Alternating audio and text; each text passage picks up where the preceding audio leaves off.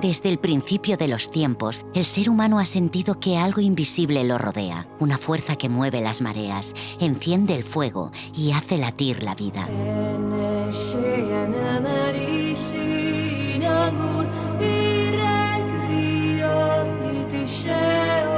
La magia nació allí, en ese asombro, en el intento de comprender el misterio.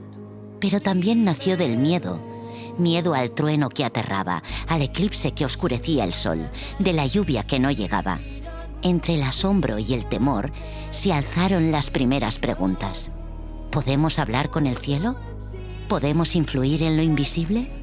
Y así, alrededor del fuego, empezó la historia de la magia. Hace más de 30.000 años, en las cuevas del Paleolítico, los primeros humanos ya pintaban bisontes y manos sobre la roca. No lo hacían solo como arte, era un ritual.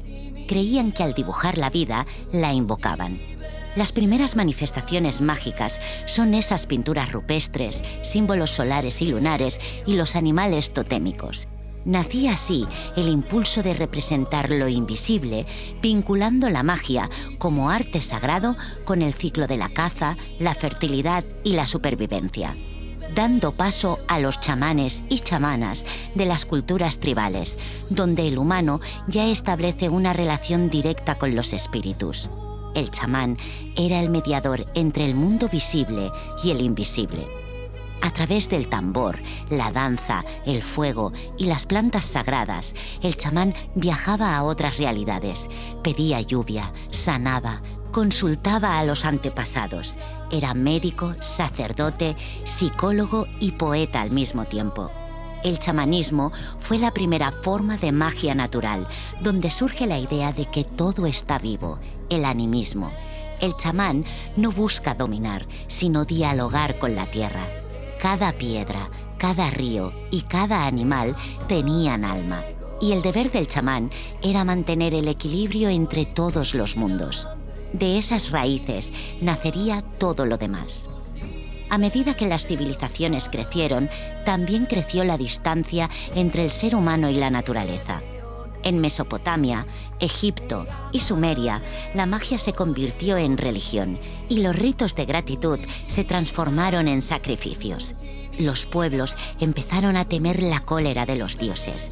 Ofrecían animales, cosechas y a veces sangre humana con la esperanza de aplacar lo incontrolable. El sacrificio era una forma de negociación con el misterio. Pero detrás del miedo seguía latiendo la misma intención: reconectar con el orden invisible del cosmos. La palabra magia proviene del persa antiguo magus, los sabios o sacerdotes que estudiaban los ciclos del cielo y de la tierra. Para ellos, la magia no era hacer trucos, sino comprender las leyes invisibles que rigen lo visible. Era el arte de conectar la mente, la emoción y la naturaleza en una misma intención. En muchas culturas, la magia se definía como el poder de transformar la realidad a través de la conciencia. En Egipto, los sacerdotes de Tot, el dios de la sabiduría, creían que todo estaba hecho de una sola sustancia divina, capaz de transformarse. De ese pensamiento nacería la alquimia. La alquimia no pertenece a un solo pueblo ni época. Es una corriente de sabiduría que surgió simultáneamente en varias civilizaciones antiguas, cada una con su propio lenguaje simbólico.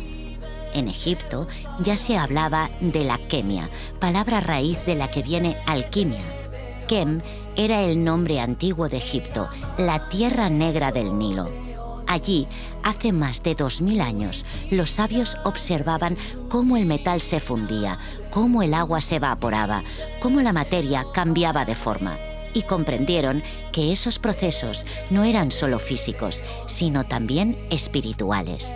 El alquimista no solo buscaba convertir el plomo en oro, buscaba convertir su propio ser en luz.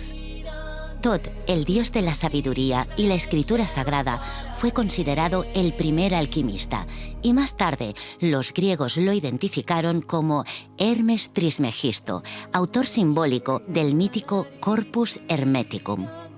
Hermes Trismegisto, mitad dios, mitad sabio, fue considerado el padre de este conocimiento. A él se le atribuye la Tabla Esmeralda, un texto breve que contiene una de las frases más enigmáticas de la historia. Como es arriba, es abajo. Como es abajo, es arriba. Esa idea marcó toda la filosofía hermética. El universo y el alma son reflejos uno del otro. Transformar la materia era, en realidad, transformarse a uno mismo. En Grecia, los filósofos presocráticos ya hablaban de los 4 elementos: fuego, agua, aire y tierra. Empédocles, Pitágoras, Heráclito, todos exploraron la idea de que la materia está viva y en constante cambio. Paralelamente, desde Babilonia, Grecia y Roma, la astrología se consolidó como ciencia sagrada y mágica. Se interpretó el cielo como espejo de la Tierra. El movimiento de los planetas se asoció a arquetipos y destinos humanos. Los sabios vieron en las estrellas la matriz del orden cósmico. En la Europa antigua, entre los siglos X a.C. y I después de Cristo, florece la sabiduría celta. Los druidas eran sacerdotes, sanadores, poetas y astrónomos. Su magia era profundamente natural y cíclica, basada en los elementos, los árboles y las estaciones. Celebraban los solsticios, equinoccios y festivales que aún hoy perviven, como Samhain o Beltane. Creían en la reencarnación y la unidad del alma con la tierra. La cultura celta representa una de las cumbres de la magia natural europea. En Alejandría, durante los primeros siglos de nuestra era, el pensamiento egipcio, griego y oriental se fusionó. Allí nació la alquimia hermética, que combinaba ciencia, filosofía y espiritualidad.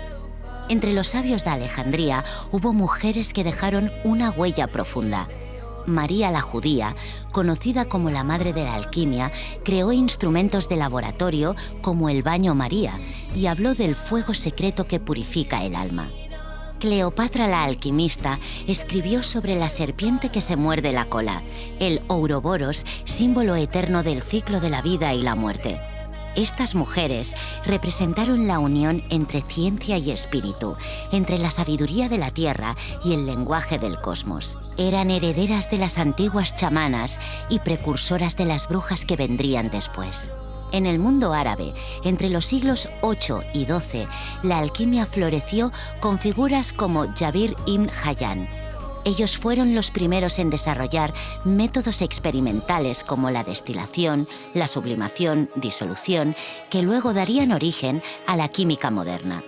En los siglos XII y XIII surge la cábala hebrea, sobre todo en el sur de Francia y España. El árbol de la vida se convierte en mapa del alma y del cosmos. Se busca comprender cómo la luz divina se fragmenta en la materia y cómo puede volver a unirse. Durante el Renacimiento, la cábala influye en la alquimia y el pensamiento hermético. Se mezclan hermetismo, astrología y cábala en una visión unificada del universo. El alquimista ve su laboratorio como un templo. La transformación del plomo en oro simboliza la purificación del alma. Aquí nace también el concepto de anima mundi, el alma del mundo.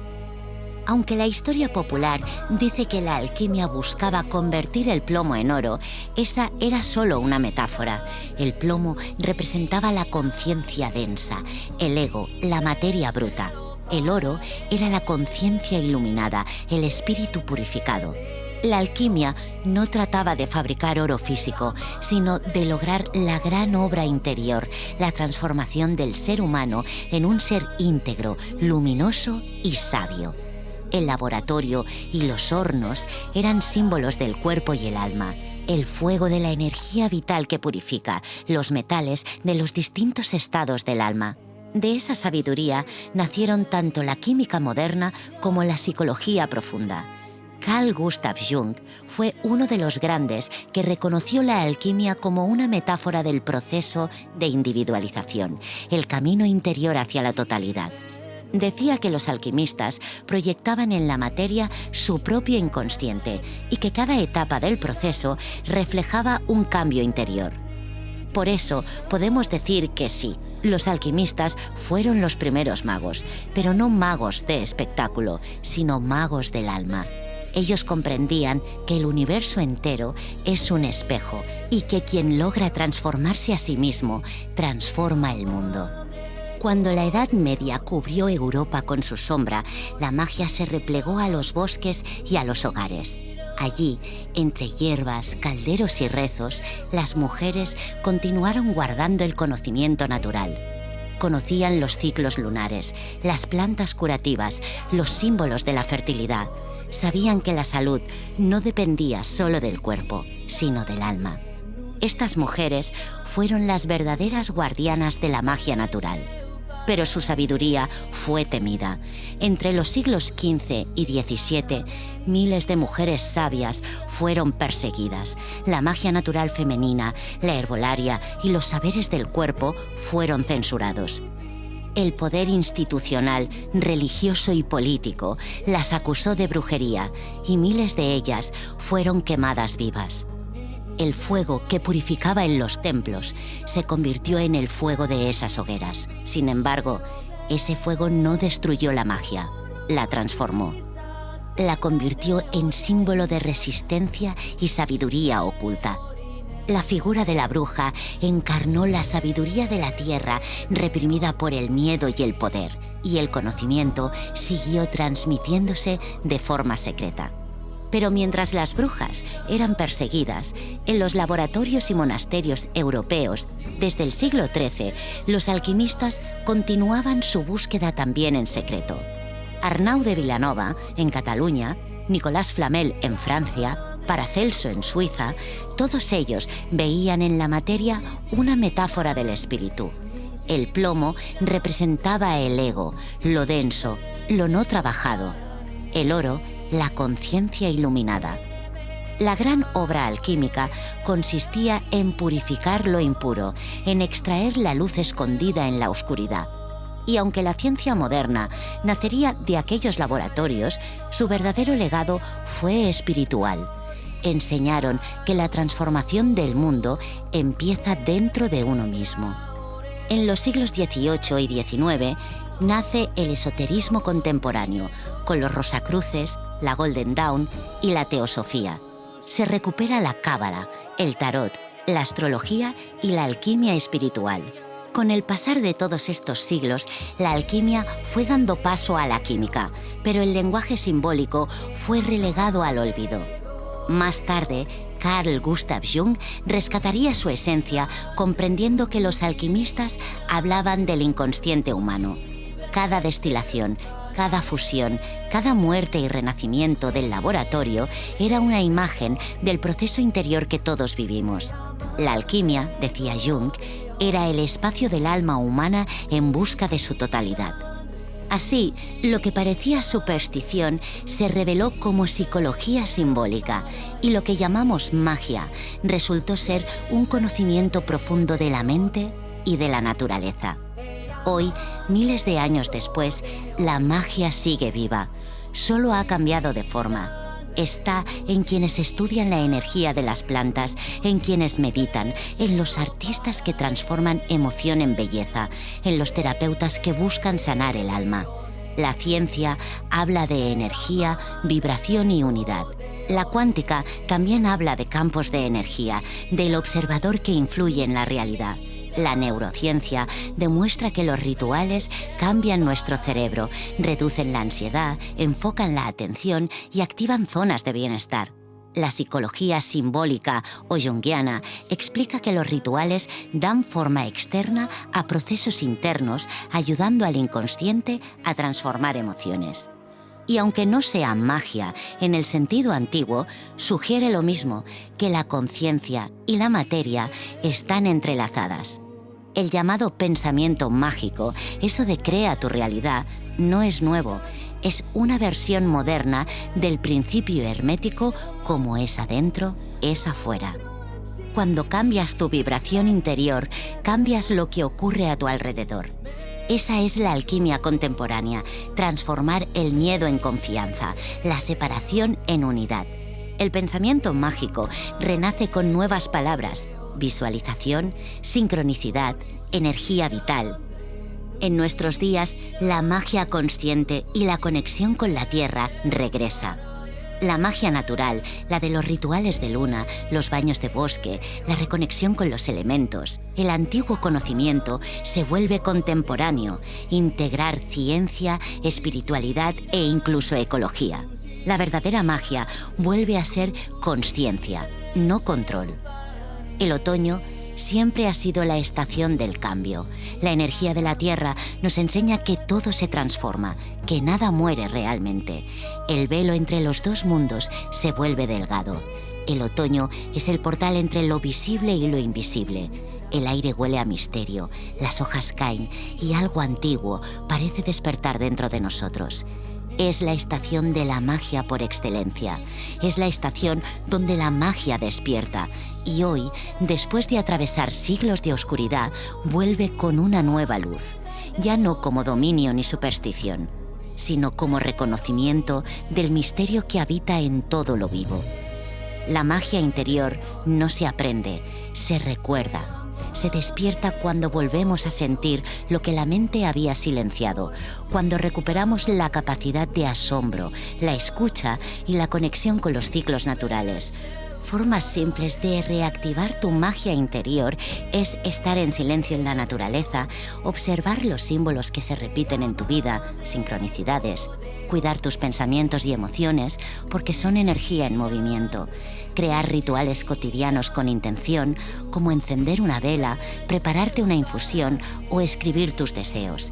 La magia empieza cuando la acción cotidiana se convierte en un acto consciente. La magia no se aprende, se recuerda. Está en la brisa que te acaricia, en la intuición que te guía, en la sincronía que te sorprende. Es el arte de ver con ojos despiertos, de vivir en coherencia con la vida. Los antiguos chamanes, las sabias, los alquimistas, todos buscaban lo mismo: recordar que somos parte del gran tejido de la existencia.